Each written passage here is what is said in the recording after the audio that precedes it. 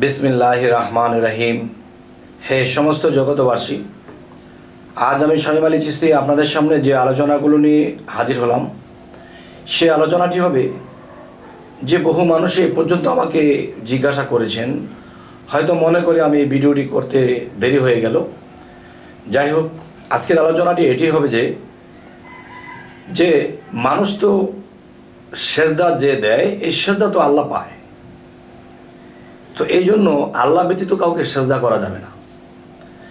তাহলে দেখা যায় আমাকে যেই জিজ্ঞাসা করা হলো যে জানাজার নামাজে সেজদা কেন দেওয়া হয় না।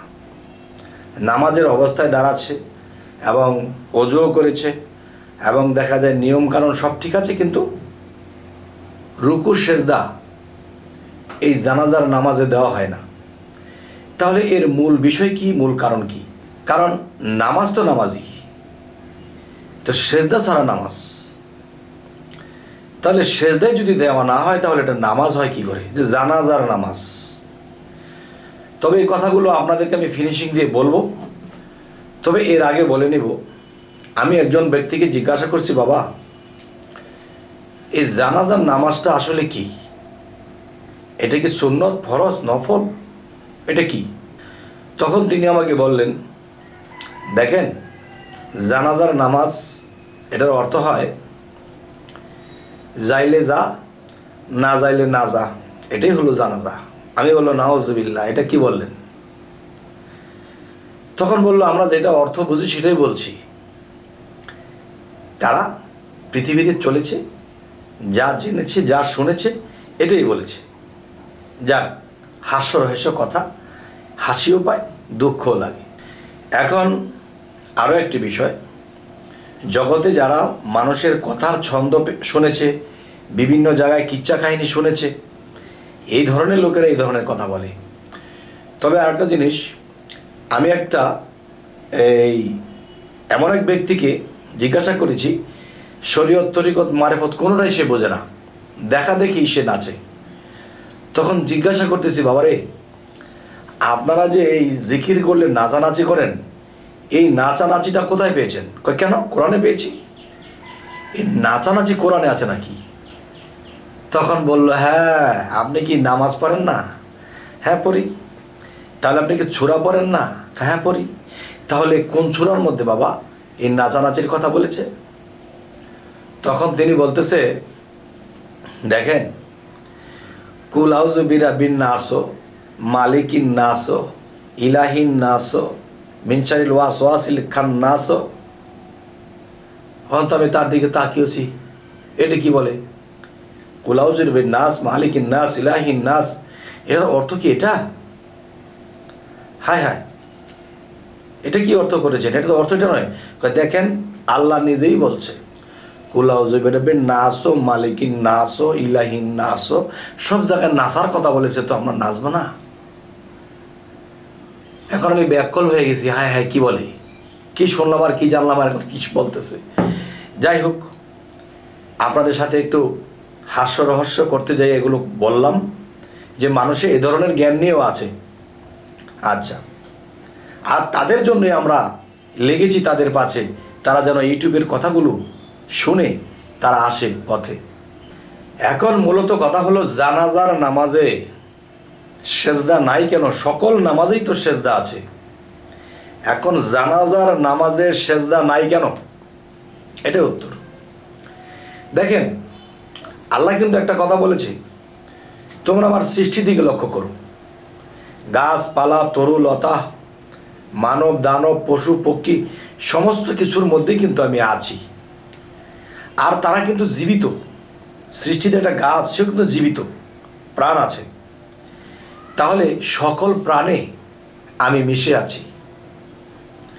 তাহলে একটা গাছ যদি মারা যায়, তখন সেটা লাকড়ি কিংবা একটা ঝড়বস্তু হয়ে আছে, তখন এটার মধ্যে প্রাণ নেই, এখানে আল্লাহ মিশে নেই। আচ্ছা, তাহলে আল্লাহ কিন্তু মিশে আছে, প্রাণে মিশে আছে। আল্লাহ যদি প্রাণে মিশে থাকে, তাহলে এখন কথা হলো, যে মৃত মানুষটি মারা গেছে, এই মৃত্যু মানুষটি যখন বেঁচে ছিল তখন একটা মানুষের মধ্যে আল্লাহ পঞ্চ আত্মা দিয়ে একজন মানুষকে আল্লাহ সৃষ্টি করেছেন। পঞ্চ আত্মা দিয়ে একজন মানুষকে আল্লাহ সৃষ্টি করেছে। আর এই পঞ্চ আত্মা কি? এই পঞ্চ আত্মা মানে পাঁচটা আত্মা, রুহে জামাদি, রুহে হায়ানি, রুহে জেসমানি, এরকমভাবে পাঁচটি আত্মা। এখন কথা হলো, একজন মানুষ যখন মারা যায় তখন সেই মানুষটির মধ্যে রক্ত আছে, রক্তই হলো পানি, আর পানির সাথে পানি চলে যায়। মানুষটির সাথে বাতাস আছে, এই বাতাসটি বাতাসে মিশে যায়। মানুষের মধ্যে আলো আছে, এই আলোতে মিশে যায়। এবং মানুষের দেহে যে অবশিষ্ট মাটি, এই মাটিটাই শুধু থেকে যায়। এখন এই মাটির মধ্যে যে জীব আত্মা থাকতো সেটাও কিন্তু এখন নেই। এই দেহ ত্যাগ করে সমস্ত আত্মা আলাদা হয়ে গেছে। আর আল্লাহ কোথায় বাস করে, কোথায় থাকে? বাতাসে। বাতাসে কি থাকে? আত্মা থাকে। আর আল্লাহ মানব দেহের ভিতরে সে আত্মায় মিশ্রণ হয়ে আছে, তাই একজন মানুষ চলতে পারে, খাইতে পারে, হাসতে পারে। তাহলে এখন যে বিষয়টি বলবো, যে সেই মানুষটি যখন মারা গেল তখন সেই মানুষটির দেহের মধ্যে কোনো আত্মাই নেই, অবশিষ্ট কোনো আত্মা নেই। তাহলে শুধু মাটিটাই পড়ে আছে। আচ্ছা, যদি আত্মাই না থাকে, এখানে কি আত্মায় মিশে কি আল্লাহ আছে? আল্লাহ এখানে আত্মায় মিশে নেই। আল্লাহ সর্বময় বিরাজিত হিসেবে সব জায়গায় আছে, কিন্তু এখানে আত্মা বের হয়ে গেছে। আত্মায় যদি আল্লাহ মিশে থাকে তাহলে এখানে আল্লাহ বিরাজ নেই, বা আল্লাহ এখানে নেই, আত্মা যেখানে সেখানে। এই জন্য শুধু মাটির একটা খোসা, আর এই মাটির খোসার ভিতরে যারা বাস করতো তারা বাইর হয়ে গেছে। এখন এখানে আত্মায় মিশে আল্লাহ নেই। তাই আমরা নামাজ যখন পড়ি, আল্লাহ জানাজার নামাজটা যখন আমরা পড়ি তখন আল্লাহকে স্মরণ করে পড়ি, স্ট্রং সোজা হয়ে দাঁড়িয়ে থাকি। মাথা নিচু আমরা কার কাছে করব? এখানে তো কোনো আত্মা নেই, এই বডির মধ্যে আত্মা নেই, আত্মার সাথে মিশ্রণ আল্লাহও নেই। তাহলে এখানে আমি সেজদাটা কাকে করব? তখন এই জন্য দেখা যায় একটা মানুষ যখন জানাজার নামাজে দাঁড়ায় তখন কিন্তু তাকবীর দেয়, হে আল্লাহ তুমি সর্বশক্তিমান, তাকবীর দিয়ে দাঁড়িয়ে থাকে। তাহলে সেজদায় যায় না, যেহেতু এখানে একটা ঝড় বস্তু মাটির খোসা পড়ে আছে। এখন খোসার দিকে ফিরে সেজদা করলে কি এটা হয়? তাহলে আমাকে কোনো শরীয়তের ও তরিকতের কোনো লোক আমাকে এই মুহূর্তে প্রশ্ন করতে পারেন বা আমাকে জিজ্ঞাসা করতে পারেন,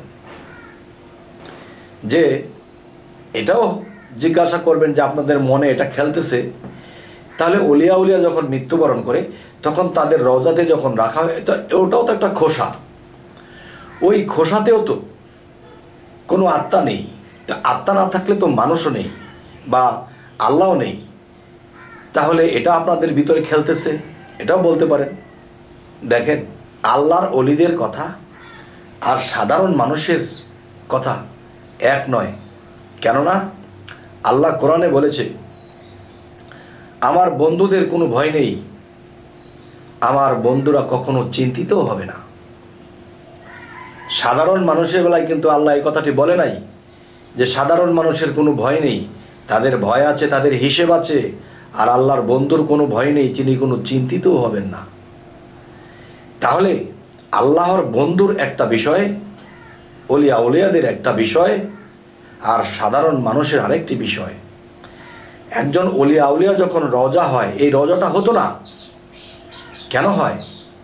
আল্লাহ হযরত মুহাম্মদ সাল্লাল্লাহু আলাইহি সাল্লামকে বন্ধু বলেছেন, সে হলো শ্রেষ্ঠ বন্ধু, তার উপরে কোনো বন্ধু নেই। তখন শ্রেষ্ঠ বন্ধুর কিন্তু রওজা হয়েছে, মদিনা শরীফে রওজা আছে। আর আল্লাহ কিন্তু ওলিয়া উলিয়াদেরকেও বন্ধু বলেছে, হযরত মুহাম্মদ সাল্লাল্লাহু আলাইহি ওয়াসাল্লাম যদি বড় বন্ধু হয়ে থাকে, শ্রেষ্ঠ বন্ধু হয়ে থাকে, তাহলে ছোটোখাটো বন্ধু হলেও অলিয়া উলিয়ারা আছে। তাহলে বড় বন্ধুর যদি রওজা হয়, তাহলে ছোট বন্ধুর রওজা কেন হবে না? আচ্ছা, তাহলে দূর দূরান্ত থেকে বিভিন্ন রাষ্ট্র থেকে মানুষ হজ করতে যায়, মদিনা শরীফের সেই রওজা শরীফকে একটু ছুঁইতে চায়, ছুঁইতে পারে না, এখন একটু স্মরণ করে দেখে চলে আসে। তাহলে সাধারণ মানুষের বিষয়টা আর অলিয়া উলিয়াদের বিষয়টা এক হবে না। তবে হে সমস্ত জগতবাসী, আজকের এই আলোচনাগুলো আমি আপনাদের সামনে কেন করলাম? এক নম্বর হলো, অনেকেই আমাকে জিজ্ঞাসা করেছে যে জানাজার মধ্যে কেন সেজদা করা হয় না, জানাজার নামাজে কেন সেজদা করা হয় না। এটার বিশ্লেষণ দেওয়া হলো, আল্লাহ আমাকে যতটুকু তৌফিক দান করেছেন। তবে আপনারা বলবেন এই কথাগুলো কি আপনাদের ভালো লেগেছে? যদি ভালো লাগে তো আলহামদুলিল্লাহ, যদি খারাপ লাগে তবু আমাকে কমেন্টে জানাবেন।